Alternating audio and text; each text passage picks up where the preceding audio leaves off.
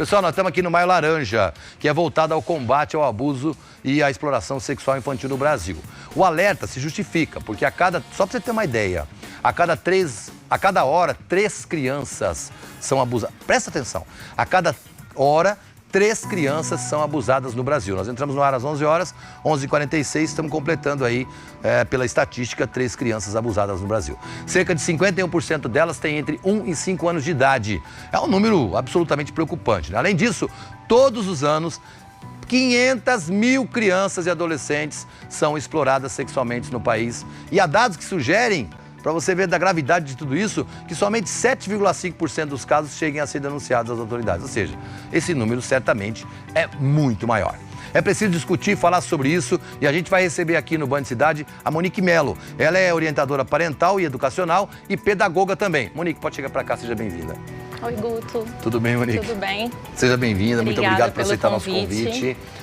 Falar sobre essas questões do abuso das crianças é sempre muito importante, né? Sim. E é claro que todo mundo pode ajudar. Sim. Todo mundo pode ajudar, a sociedade inteira pode ajudar. Vamos começar por um dos pilares dessa ajuda. É claro que a família é o lugar onde a gente precisa ter mais apoio para a criança. Sim. Mas a escola é o próximo passo, é a escola ajudar, né? Sim. É importante que donos de escolas, coordenadores, diretores percebam que a escola normalmente é o primeiro lugar onde a criança consegue mencionar, que ela percebe um adulto de confiança, que ela possa dizer que foi abusada. E esse abuso, é importante a gente lembrar que esse abuso não significa só o ato em si. A criança pode sofrer violência através de fotos, né? De exploração no sentido de divulgar a sua imagem, toques. Então, não é só o ato em si. E esses profissionais da educação precisam ser orientados, capacitados, para que eles possam cuidar, orientar essas crianças e saber como portar, né? Em caso de abuso, tanto de acolher a criança, tanto para fazer a denúncia também. Tá certo. E a gente agora entrando para dentro da família. Sim. Como é que as famílias podem ajudar? Como é que a família, por exemplo, pode ajudar no seu trabalho? Eu sei que você trabalha com instituição para auxiliar as crianças nisso. Como é que as famílias podem entrar nessa para ajudar também? Guto, é um assunto tão importante e muitos pais se sentem envergonhados ou comedidos até para poder tratar esse assunto. E a gente pode sim e deve falar com as crianças e ensiná-las de um jeito leve, né? Hoje nós temos muitos livros que abordam o assunto. Ensinar para o seu filho, para a sua filha, tendo em vista que, como você falou, 51% dos casos acontecem de criança de 1 a 5 anos, né? Que elas são donas do próprio corpo, que elas não podem dizer não quando recebem algum toque. Está até passando nas imagens, a gente tem livros que falam muito legal sobre o toque do sim, o toque do não, né? A mão boa e a mão boba. Ensinar para as crianças que ela não precisa receber o mínimo de gesto de toque no corpo dela que ela não goste. Muitos dos abusadores, eles pedem sigilo e segredo, né? Então, orientar as crianças, o seu filho, a sua filha, para que se alguém faz algo com você e pede esse segredo, é que não foi legal, né? Então, eu trabalho também apoiando os pais a que tenham essa conversa. Como eu vou ter essa conversa com meu filho, né? De uma maneira leve, divertida.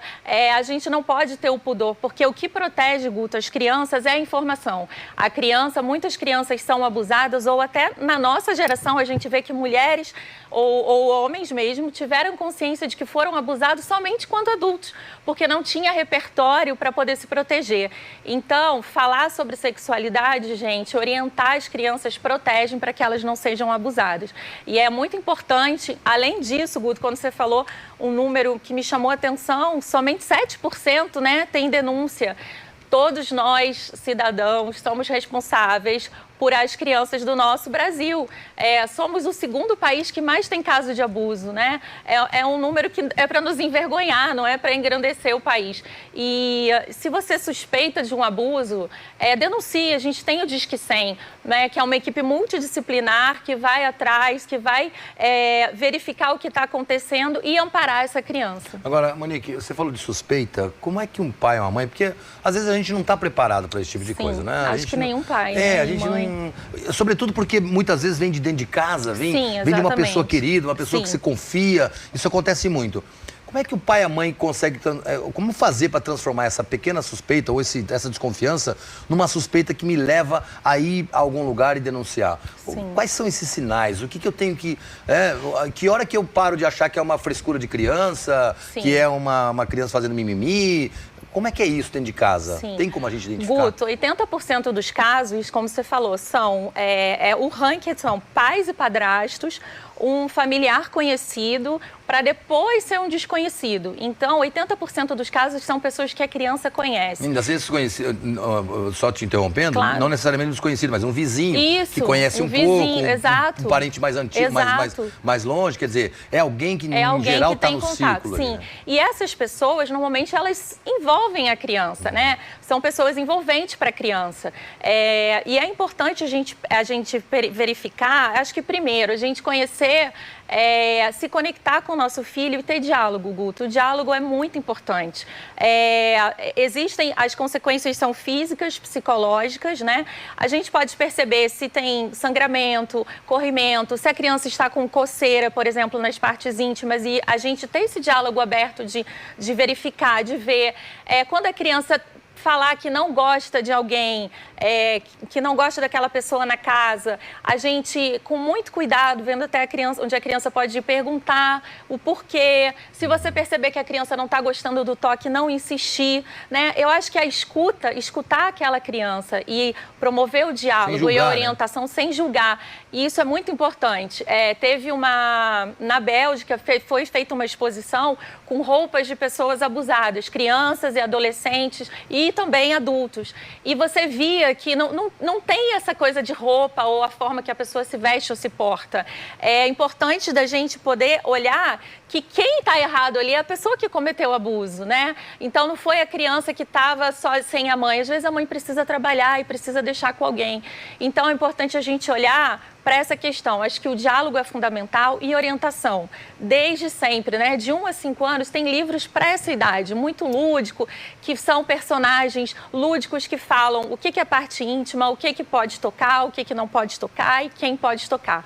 Orientar as crianças é uma ótima forma da gente poder perceber os nossos filhos e até para eles nomearem, olha, tocaram na minha parte íntima, né? E a criança poder falar claramente com a família. Tem que saber o que ela está falando. Exatamente. Acho que é acolher e se abrir para o diálogo sempre com o filho, que isso traz segurança para a criança poder dizer o que está acontecendo com ela. Tá certo, mas agora para a gente finalizar, você falou sobre a importância da comunicação, a importância da informação. Sim. E a internet é um livro de informações. Sim. Mas a internet também traz consigo justamente esses agressores, eles vêm pela internet. E hoje em dia toda criança, uma boa parte das crianças tem acesso à internet muito fácil. Sim. Como é que é isso? Como é que é lidar com esse lado bom e esse lado ruim da internet? Porque tem um lado bom da informação, que vocês devem usar muito para fazer informação, disseminar informação, mas tem um lado ruim também do problema estar vindo por lá. Sim. Como é que é para equilibrar isso aí? Eu acho que monitoramento. Eu acho que os pais precisam se responsabilizar pelo conteúdo que seus filhos assistem. É importante a gente... E hoje em dia a tecnologia ajuda nisso, né? A gente pode fazer triagem, a gente pode acompanhar e perceber o conteúdo, porque às vezes a criança não tem a maldade. Vou te dar um exemplo. Há pouco tempo desmantelaram uma rede de pessoas que viam vídeos de criança, de menino e menina. E são crianças que postam aquelas dancinhas no TikTok, que é uma diversão. Sim. Mas para outros adultos tem outro cunho. Tem um cunho da sexualidade, manipula e expõe e vende, né? Então, é preciso os pais se responsabilizarem e orientar seus filhos. O que eles assistem e, além disso, Guto, tem a questão da adultização, né? Que acaba que a criança, ela de tanto ver aquele conteúdo que é para adulto, ela começa a replicar um comportamento inadequado para a idade dela. E isso estimula até meninas. Sem saber o que tá fazendo. Existem meninas hoje em dia que com 8 anos já tem a menarca, né, que é a primeira menstruação, por conta disso, da questão, está sendo estudado isso, principalmente na França tem muitos estudos, da conexão do assistir conteúdos inapropriados com a antecipação da primeira menstruação da menarca das meninas, né? Então a gente precisa estar atento, os pais precisam se responsabilizar, pelo conteúdo que as crianças assistem, porque isso pode também a criança ter contato com adultos que podem dizer que são crianças ali na rede, né? Sim. E, além disso, também tem caso de hackers que tem acesso à câmera do celular, né, no quarto, que fica no tablet, e também pode gravar e principalmente chantagear essas crianças, né? Então, a gente tem que se responsabilizar e cuidar dos nossos jovens. Isso é uma responsabilidade de toda a sociedade, não só dos pais. E fica aí a dica, nunca pensa o seguinte, não vai acontecer comigo, porque pode acontecer com qualquer um. Muito obrigada, Muito obrigado, pelo sucesso espaço. pra você. Obrigado, eu que agradeço. Obrigado. Tchau, tchau. Só de sempre, obrigado. Ó, assunto absolutamente importante pra gente discutir todos os dias, né? O cuidado que a gente tem com as crianças, não só na internet, mas dentro de casa também, para que os aproveitadores não vençam. Claro que não.